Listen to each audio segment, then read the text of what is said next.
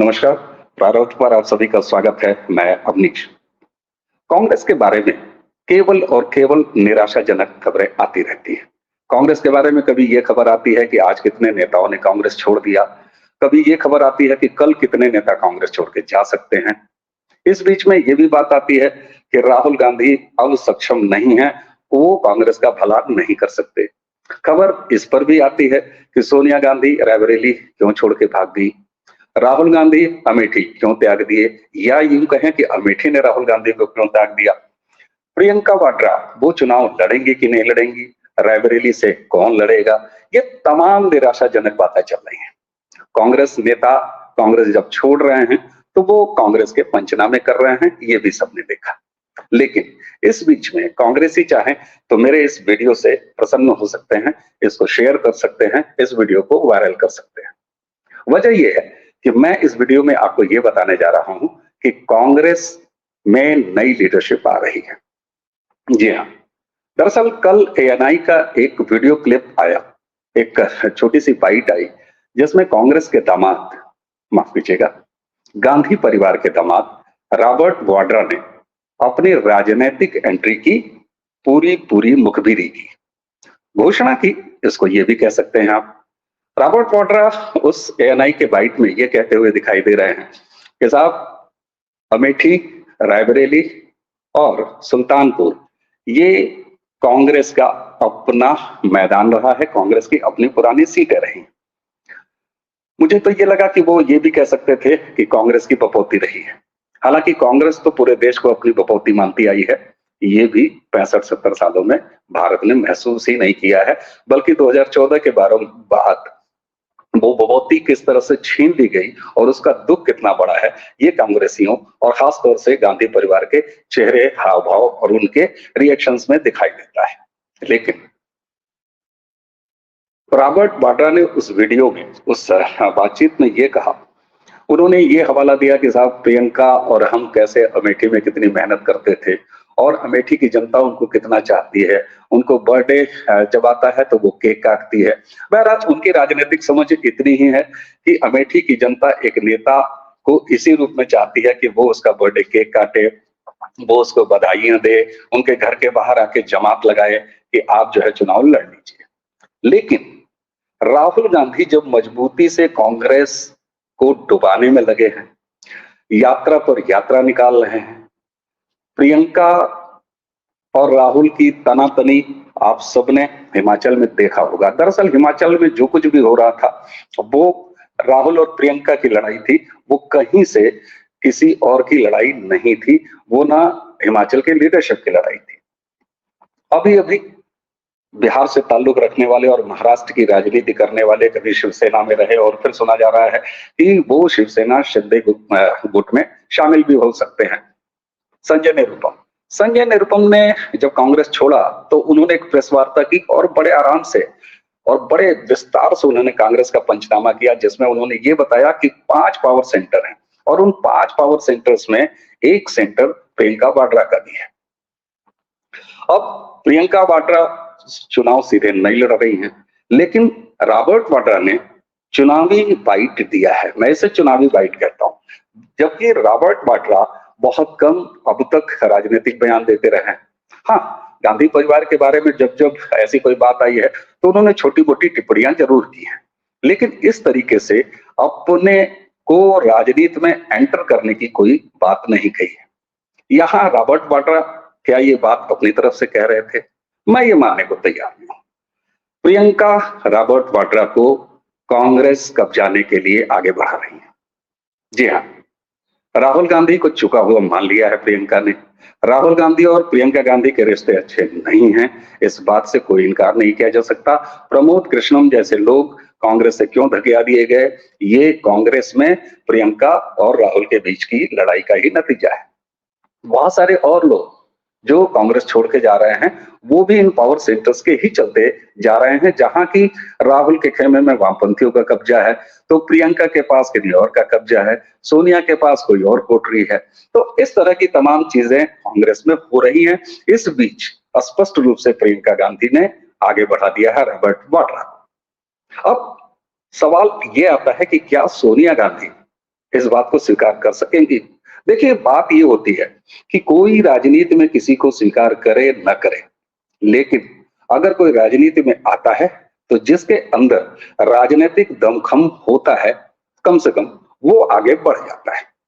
अब यहाँ ये कह के मैं ये बिल्कुल नहीं कह रहा हूं कि प्रियंका रॉबर्ट वाड्रा में कोई बहुत राजनीतिक दमखम है, लेकिन अब उनकी तुलना तो राहुल गांधी से ही होगी। तो राहुल गांधी की जितनी राजनीतिक क्षमता है, भविष्य में ये देखना पड़ेगा या ये देखा जा सकेगा या ये देखने की जरूरत है कि रॉबर्ट वाड्रा में कितना दमखम है। तो कुल मिला के 5 पावर सेंटर जो संजय निरुपम ने कहा था, उसमें से एक पावर सेंटर सक्रिय हो गया है प्रियंका वाड्रा का। उसने बाकायदे रॉबर्ट वाड्रा की एंट्री पॉलिटिक्स में कराने के संकेत दे दिए हैं, और इसीलिए मैं ये कह सकता हूं कि कांग्रेस को एक नई लीडरशिप मिलने जा रही है।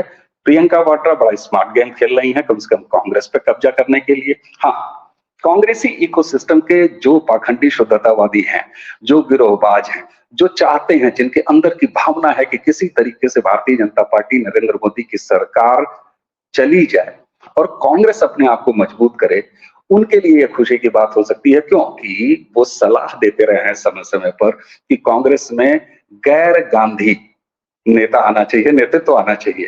तो साहब, रॉबर्ट के आगे वाड्रा लगा हुआ है, वो गांधी परिवार के दामाद हैं। कांग्रेस उन्हें अपना दामाद माने, उसमें कोई किसी को ऐतराज नहीं होना चाहिए, लेकिन इस रूप में कम से कम कांग्रेस के लिए ये एक अच्छी खबर है कि कांग्रेस में एक नई लीडरशिप आ रही है। राहुल गांधी वायनाड जा चुके हैं, अमेठी से उनका कोई रिश्ता नहीं है।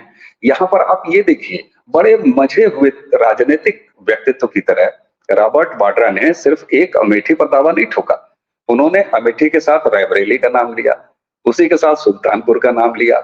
तो ये रॉबर्ट वाड्रा का बिल्कुल डेस्परेट मूवमेंट दिखाता है कि उन्हें इन 3 सीटों से किसी एक सीट पर टिकट चाहिए। हालांकि उन्होंने अमेठी को बार बार कह के ये भी बता दिया कि उनकी पहली चॉइस अमेठी है, दूसरी रायबरेली दे सकते हैं या सुल्तानपुर दे सकते हैं। तो रॉबर्ट वाड्रा बिल्कुल मजे हुए तरीके से केवल एक किसी सीट की जिद न पालते हुए 3 ऑप्शन के साथ खुद को आगे कर दिया है, और खुद को उन्होंने बिल्कुल आगे नहीं किया है। ये सारा गेम, ये सारा प्लान प्रियंका वाड्रा का है।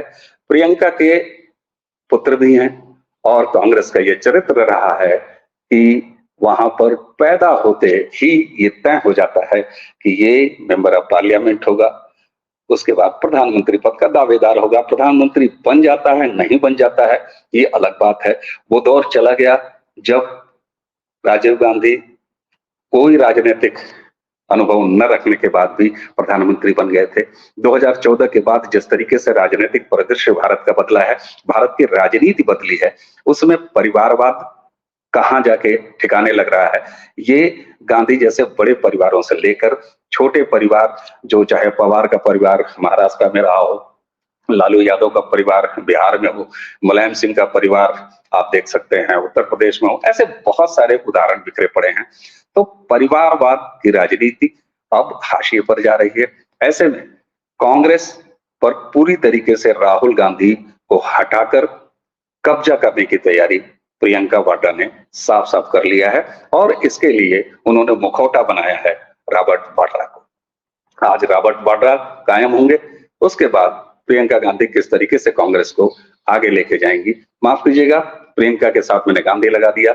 मैं फिर एक बार वापस आता हूं, प्रियंका वाड्रा कांग्रेस पर पूरी तरीके से कब्जा करने के लिए तैयार दिखाई दे रही हैं, और इसका संकेत रॉबर्ट वाड्रा ने दे दिया है। अब ये सोनिया गांधी को देखना है, ये कांग्रेस को देखना है कि अपने दामाद, जिन्होंने 3 सीटों का ऑप्शन भी दे दिया है, उनको किस सीट से चुनाव में उतारती है। रॉबर्ट वाड्रा कहीं से भी चुनाव लड़े, हश्र वही होना है जो कांग्रेस के किसी प्रत्याशी का हो रहा है पूरे पैन इंडिया। तो इसलिए बहुत ज्यादा उत्तर प्रदेश के चुनाव में कोई फर्क हो जाएगा। अमेठी से अगर राहुल गांधी भी आज की डेट में लड़ ले तो कोई फर्क पड़ जाता, इस बात की भी बेहद कम संभावना है। रायबरेली से प्रियंका वाड्रा चुनाव लड़ जाती तो भी बहुत ज्यादा कोई फर्क पड़ जाता, इस बात की भी कोई बहुत ज्यादा संभावना नहीं थी। और शायद यही डर था सोनिया गांधी तक को कि वो अगर रायबरेली से लोकसभा का चुनाव लड़ेंगी तो उनके साथ भी मामला उल्टा पड़ सकता है, इसलिए राज्यसभा जाना बेहतर समझा। कम से कम लुटियन जोन का बंगला तो रहेगा, क्योंकि लुटियन जोन के बंगले में क्या है, बहुत सालों तक, दशकों तक जो लुटियन जोन में रह चुका हो उसके लिए बंगला बड़ा मुश्किल है खाली करना। ये राहुल गांधी ने जब बंगला खाली किया था और उसको लेके जितना तमाशा बनाया था उससे समझा जा सकता है। तो कांग्रेसियों, आप प्रसन्न हो सकते हैं, आपको एक नया लीडर मिलने जा रहा है। ये अलग बात है कि परिवार का दामाद है, लेकिन उसके आगे गांधी नहीं है, तो वो भी खुश हो सकते हैं जो चाहते हैं कि गैर गांधी राजनीतिक नेतृत्व मिले कांग्रेस को। इसलिए कुल मिला के आज की ये बात इसी के साथ समाप्त करते हैं कि कांग्रेस में सब कुछ अच्छा नहीं चल रहा था, इसके संकेत साफ साफ मिल गए हैं। और संजय निरुपम ने जिस तरीके से 5 पावर सेंटर्स का जिक्र किया, तो उसमें से एक पावर सेंटर प्रियंका वाड्रा का वो एक्टिव होते हुए दिखाई दे रहा है।